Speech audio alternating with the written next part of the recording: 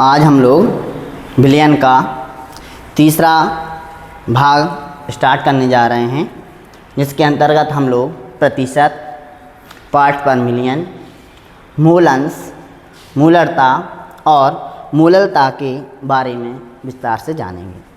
तो हमारा आज का पहला टॉपिक है प्रतिशत। तो सर्वप्रथम हम लोग बेसिक जान लेते हैं कि प्रतिशत होता क्या है।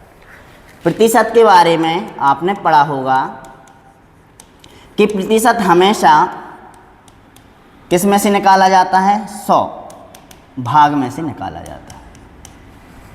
प्रतिशत मतलब 100। अब चूंकि हम लोग यहाँ विलय और विलायक के संदर्भ में चर्चा कर रहे हैं, तो यदि हम बोलते हैं कि किसी बिलियन में विलय का प्रतिशत 10 है, तो इसका मतलब है, जैसे हम उदाहरण मान लें, उदाहरण लेके चलें कि जैसे हमारे पास एक बीकर है जिसमें हमारा जल भरा हुआ था और इसमें हमने थोड़ी सी मात्रा में क्या मिला दिया था? कोई शर्करा मिला दी थी। और आपसे किसी ने बोला कि शर्करा का जो प्रतिशत है वो कितना है? 2%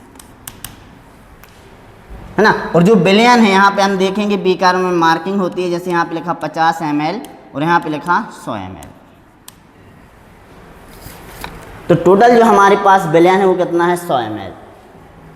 100 ml में जो हमारे पास विलय है वो कितना है? 2%।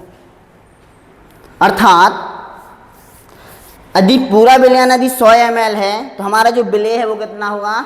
2 ml होगा। यदि हम ग्राम में लें तो कितना वो होगा? 2 ग्राम होगा।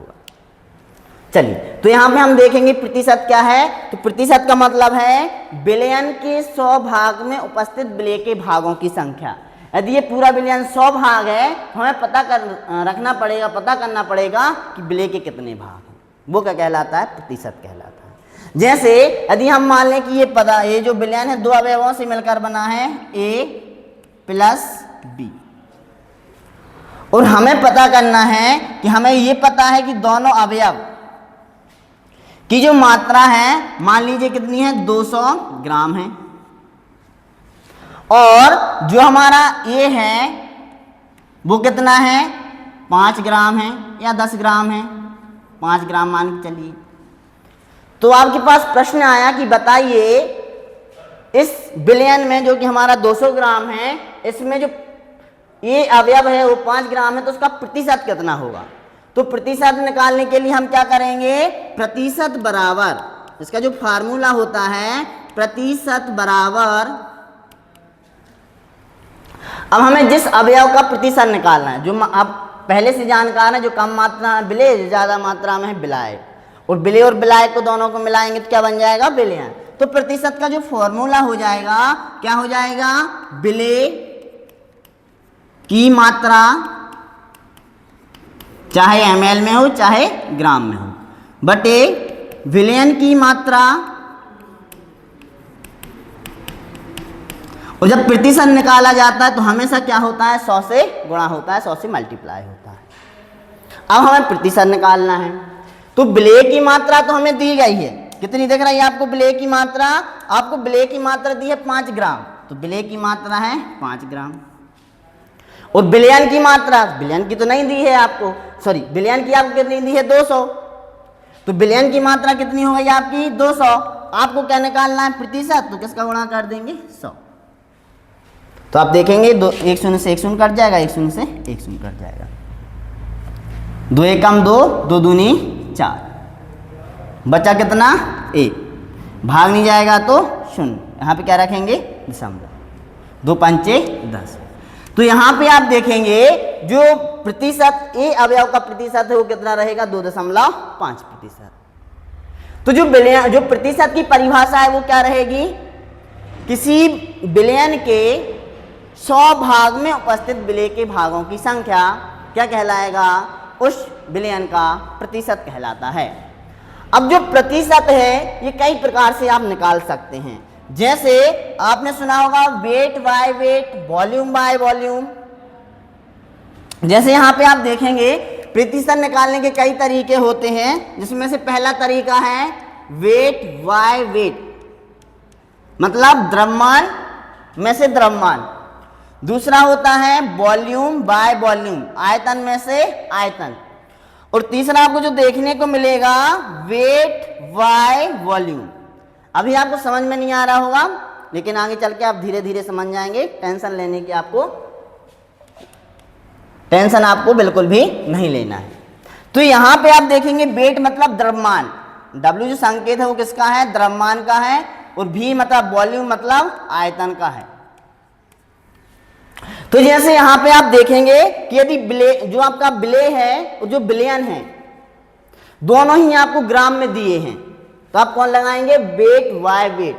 मतलब दोनों को आप किस में माप रहे हैं, किलोग्राम में माप रहे हैं, ग्राम में माप रहे हैं, तो वो क्या है, दोनों वेट हैं। जैसे बोला गया है कि बताइए कि जो आपका मान लीजिए कोई बिलियन है जिसमें सोडियम क्लोराइड NaCl कितना घुला हुआ है, 4 ग्राम उसमें मिला हुआ है। जो बिलियन है जिसकी मात्रा मान लीजिए हमारे पास कितनी है, 40 ग्राम है, और उसमें 4 ग्राम क्या घुला हुआ है, NaCl घुला हुआ है। तो ये भी वजन है, मतलब द्रव्यमान है, ये भी द्रव्यमान है। तो हम क्या निकालेंगे, इस वेट का पता करेंगे कि इस द्रव्यमान में इसका कितना द्रव्यमान प्रतिशत है, क्योंकि प्रतिशत ही निकालना है। तो इस संपूर्ण द्रव्यमान में बिले का द्रव्यमान प्रतिशत ज्ञात करेंगे।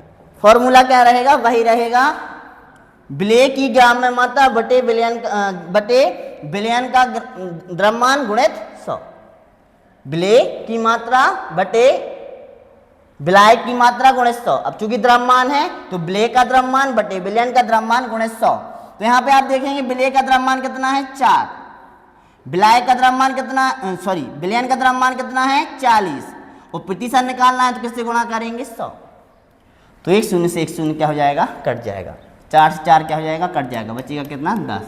तो यहाँ पे जो हमें वेट बाय वेट जो आपको प्रतिशत मिलेगा वो कितना मिलेगा, 10%। अब बोलेंगे तो वॉल्यूम बाय वॉल्यूम कैसे निकालेंगे। तो हम वॉल्यूम बाय वॉल्यूम जैसे आपसे बोल दिया गया कि 20 ग्राम, जैसे आपसे बोल दिया कि 20 ग्राम ना बोलेंगे, अब यहाँ पे लेंगे ml, क्योंकि क्या लेना है, आयतन। 20 ml एथिल एल्कोहल को, या 20 ml जो एथिल एल्कोहल है वो कितने, 800 ग्राम, या 800 ml बिलियन में घुली हुई है। जो हमारा बिलियन है वो 800 ml है, और 800 ml में जो एल्कोहल है वो कितना है, 20 ml है। तो आपसे पूछा गया है कि बताइए इस बिलियन में एल्कोहल का प्रतिशत कितना होगा। अब चूंकि ये भी आयतन है, ml आयतन, ये भी आपको क्या में दिया है, आयतन में, तो इसे बोलेंगे वॉल्यूम बाय वॉल्यूम, मतलब आयतन का आयतन में प्रतिशत निकालना।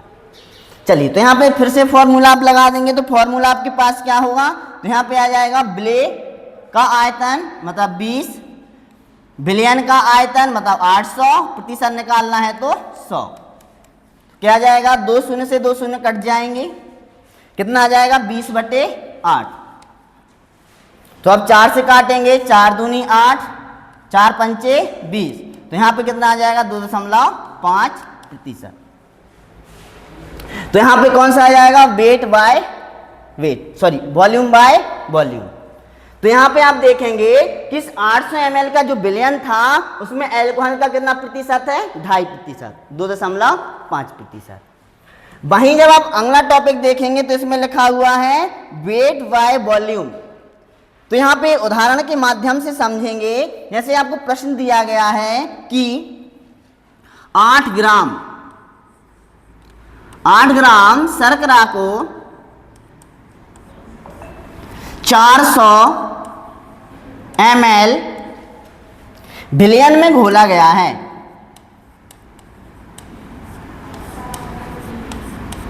400 ml बिलियन में घोला गया है। बिलियन में शर्करा का प्रतिशत ज्ञात कीजिए। क्या बताना है आपको, जो आपका बिलियन है वो 400 ml है, मतलब आयतन दिया हुआ, वेट वॉल्यूम है, और जो आपका शर्करा है वो वेट है, द्रव्यमान है। तो इस आयतन में इस द्रव्यमान का कितना प्रतिशत है, फिर से फॉर्मूला लगाएंगे। तो जो हमारे पास फॉर्मूला है वो क्या है, विलेय, जो हमारा क्या है, विलेय का द्रव्यमान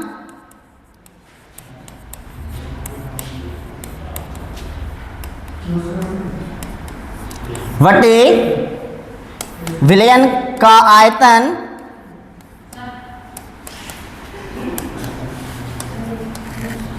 गुणे 100। प्रतिशत निकालना है तो क्या आ जाएगा, हमेशा 100। तो विलेय का जो द्रव्यमान है वो हमारे पास कितना है, 8 ग्राम है।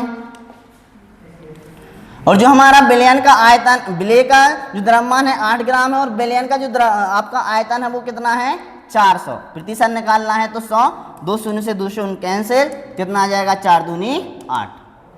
तो यहाँ पे आप देखेंगे वेट बाय वॉल्यूम कितना है, 2%। तो आशा करते हैं आपको जो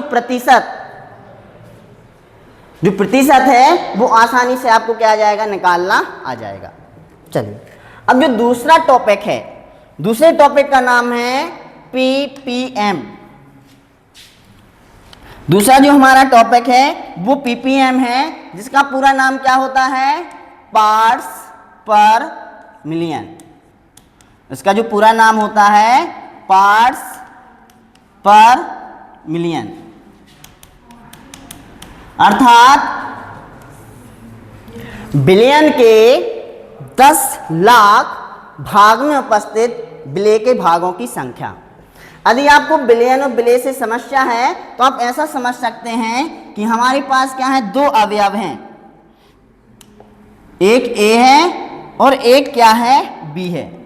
हमारे पास 2 अवयव हैं, एक ए है और एक बी है। तो इन दोनों को मिलाएंगे तो क्या बन जाएगा आपका, बिलियन। अब हमें पार्ट्स पर मिलियन समझना है, अर्थात पार्ट्स पर मिलियन मतलब कितना होता है, मिलियन का मतलब होता है 10 लाख। 10 लाख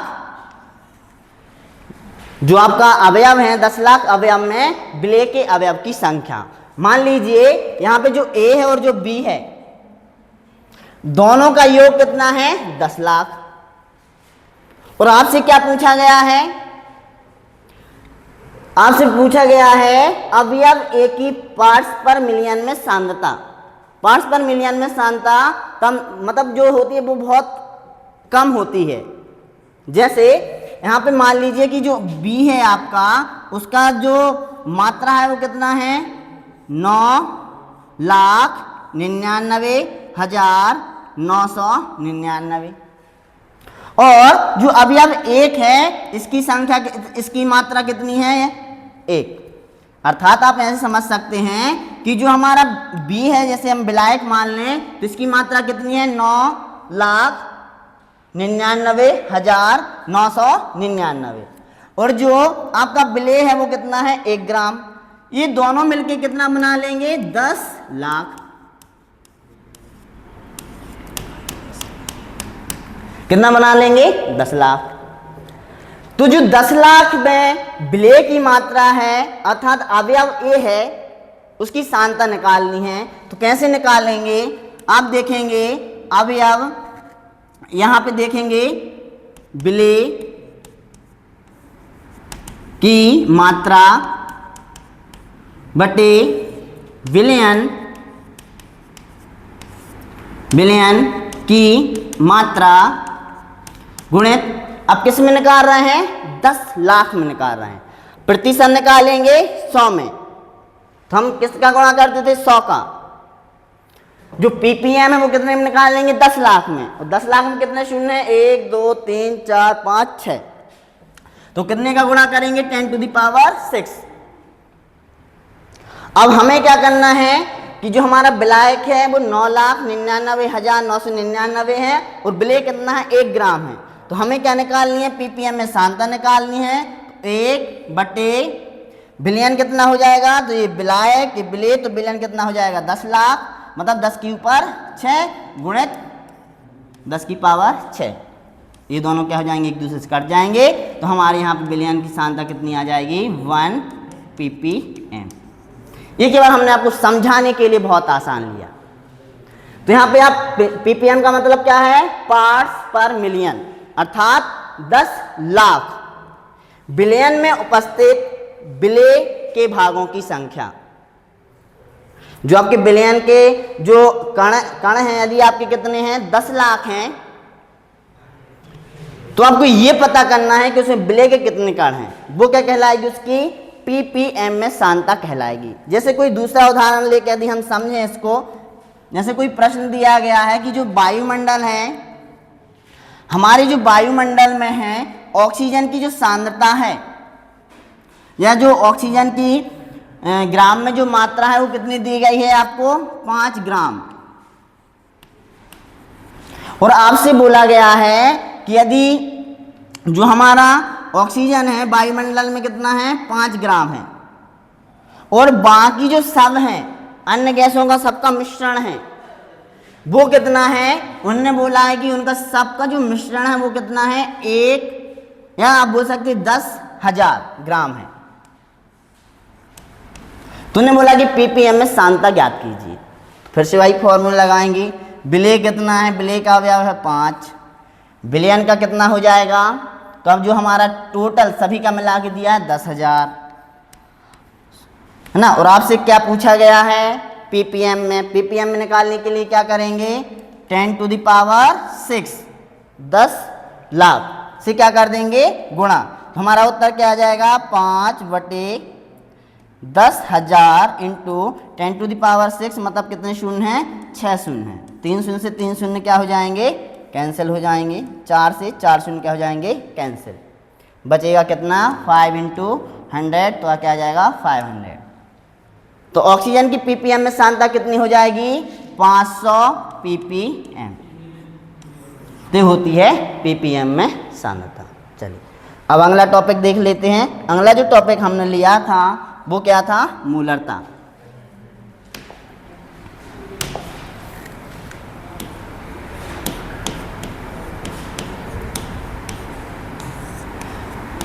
जो मूलरता की परिभाषा होती है, बिलियन के 1 लीटर, जब आप NCERT पढ़ेंगे तो वहाँ पे लिखा होगा डेसीमीटर क्यूब, डेसीमीटर क्यूब, है ना। इसको अभी समझा देंगे क्या होता है डेसीमीटर क्यूब। तो आप देखेंगे मूलरता की परिभाषा, बिलियन के 1 लीटर में उपस्थित विलेय के मोलों की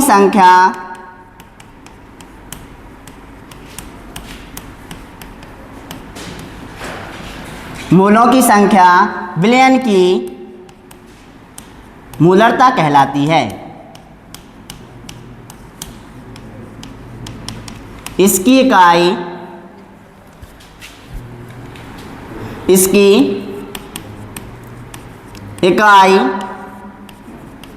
मोल प्रति लीटर होती है। इसकी इकाई मोल प्रति लीटर होती है और इसे कैपिटल M से प्रदर्शित करते हैं।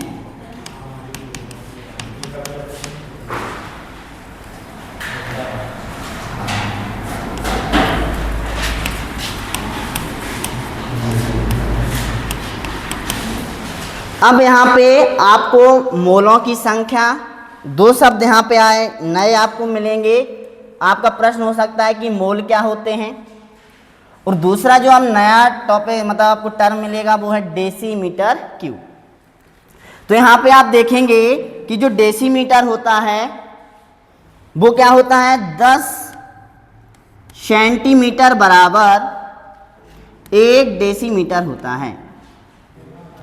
तो यदि हम 1 लीटर लें तो 1 लीटर कब बनता है, जब हमारा कोई बीकर की लंबाई 10 सेंटीमीटर, चौड़ाई 10 सेंटीमीटर और जो उसकी गोलाई या कह सकते ऊंचाई हो वो कितनी हो आपकी 10 सेंटीमीटर।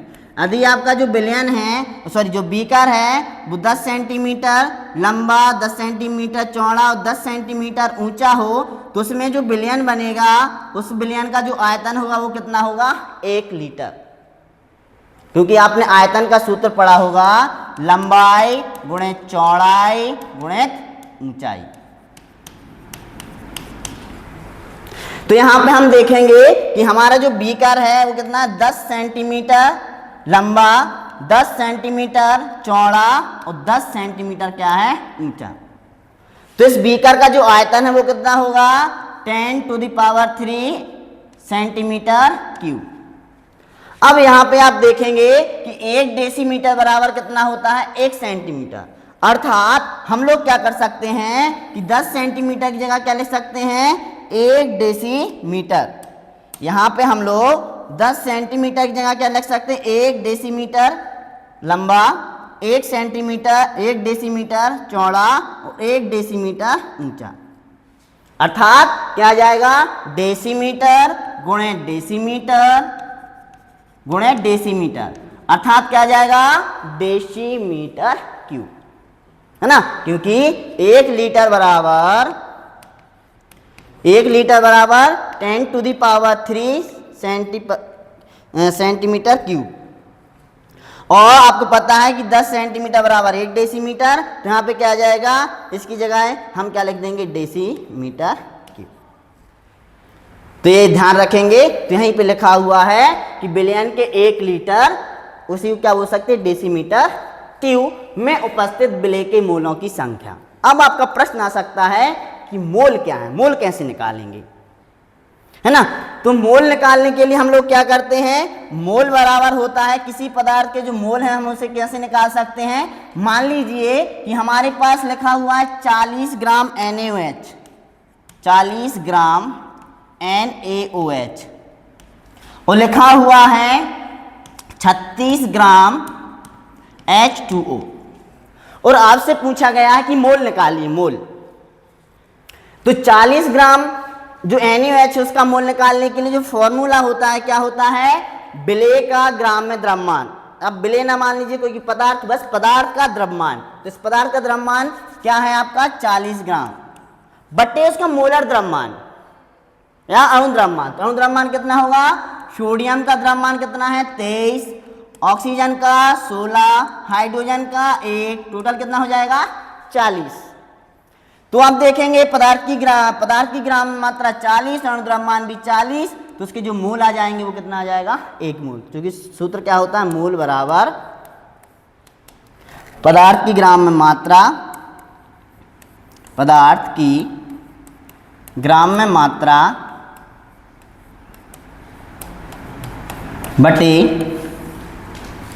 बटे पदार्थ का अणु द्रव्यमान।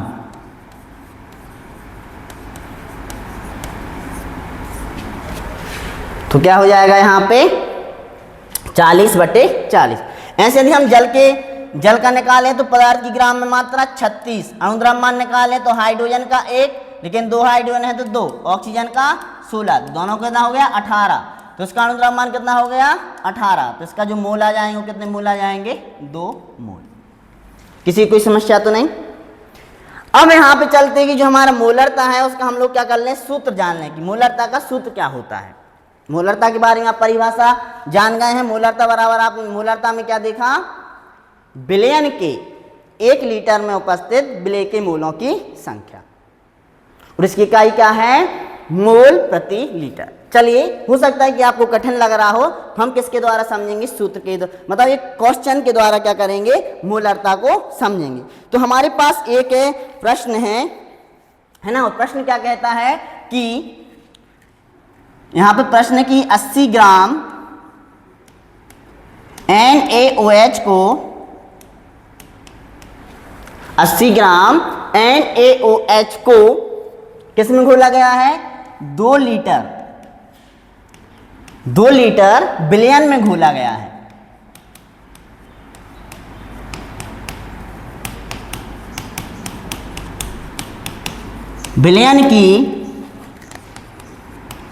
बिलियन की मोलरता ज्ञात कीजिए।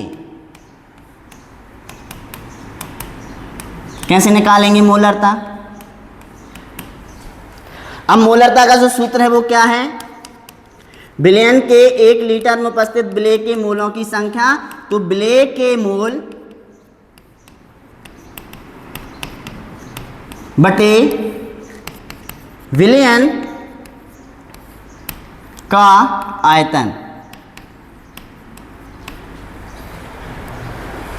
तो यहां से यदि हम देखें तो हमें क्या चाहिए? विलेय के मोल और क्या चाहिए? विलयन का आयतन। तो विलयन का आयतन तो दिया है, कितना दिया है? 2 लीटर। लेकिन हमें क्या नहीं दिए? विलेय के मोल नहीं दिए। तो क्या करें? मोल निकालने के लिए हमारा जो फॉर्मूला है वो क्या है? विलेय की ग्राम में मात्रा, तो हमें दी है 80 ग्राम, उसका अनुद्रव्यमान कितना होता है? 40, तो मोल कितने आ गए? 2। तो यहां पे क्या आ जाएगा? 2 बटे लीटर में आयतन भी कितना दिया है? 2, कितना आ जाएगा? 1। तो इसकी जो सांद्रता कितनी होगी? इसकी मोलरता कितनी होगी? 1 m मोल प्रति लीटर। ये लीटर में, ये मोल में, तो इसकी इकाई क्या हो जाएगी? या तो m लिख दीजिए या क्या लिख देंगे हम आप यहाँ पे? मोल प्रति लीटर। अब कई बार आपको प्रश्न देखने को मिलेगा कि यहाँ पे आपको लीटर में आयतन ना मिलके किस में दे दिया जाए? ml में। तब आप क्या करेंगे? यहाँ पे दे दिया गया, मान लीजिए आपको यहाँ पे मिला है 1200 ml और आपसे पूछा गया है विलयन की मोलरता ज्ञात कीजिए। तब आप क्या करेंगे मोलरता के लिए? तो यहाँ पे आप देखिएगा कि हमें तो किस में आयतन चाहिए? लीटर में। और हमें किस में दिया है? ml में। हमें जो आयतन दिया है वो ml में दिया है और हमें किस में चाहिए? लीटर में। तो लीटर में परिवर्तन करने के लिए, क्योंकि ये हमें लीटर आयतन है जो किस में दिया है? चाहिए रहेगा लीटर में, लेकिन दिया किस में है? ml में। तो लीटर को ml में परिवर्तित करने के लिए हम क्या करेंगे? क्योंकि 1 लीटर में 1000 ml होते हैं, तो इस लीटर को ml में परिवर्तित करने के लिए 1000 से क्या कर देंगे? गुणा कर देंगे, सॉरी भाग दे देंगे। जब 1000 से भाग देंगे तो ये किस में बदल जाएगा? ml में। तो यहां पे एक नया फॉर्मूला बन के आ जाएगा। क्या आ जाएगा? विलेय के मोल, विलेय के मोल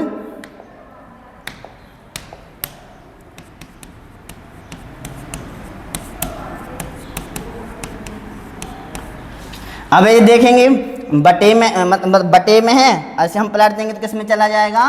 ये किस में आ जाएगा? पलट देंगे तो ऊपर चला जाएगा और ये नीचे रहेगा, तो आ जाएगा 1000 बटे विलेय विलयन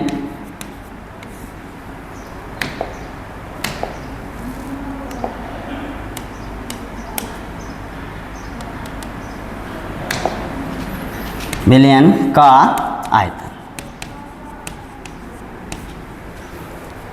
कोई समस्या तो नहीं? अब ये किस में आ जाएगा? अब यहाँ पे हम ml में लिख देंगे तो भी चलेगा। क्यों? क्योंकि ml में होगा, सॉरी यहाँ पे जो हमारा आयतन है हमने उसको किस में बदल लिया? ml में बदल लिया। अब हमें कोई समस्या नहीं होगी, हम यहाँ पे जो मान है वो किस में रख देंगे? ml में। क्यों? आप बोलेंगे ml में क्यों रख दिया आपने? चूँकि हम लीटर, जो हमारा लीटर था उसको हमने जब 1000 से भाग दिया तो किस में परिवर्तित हो गया? मिली लीटर में, अर्थात ml। तो हमें इस आयतन की जगह क्या रख देंगे? अब पूरा ml का मान रख देंगे, जैसे का तैसा। तो क्या आ जाएगा हमारा? यहाँ पे आ जाएगा विलेय की मोल कितने, विलेय की मात्रा कितनी थी? 80 ग्राम। कौन था? Na में।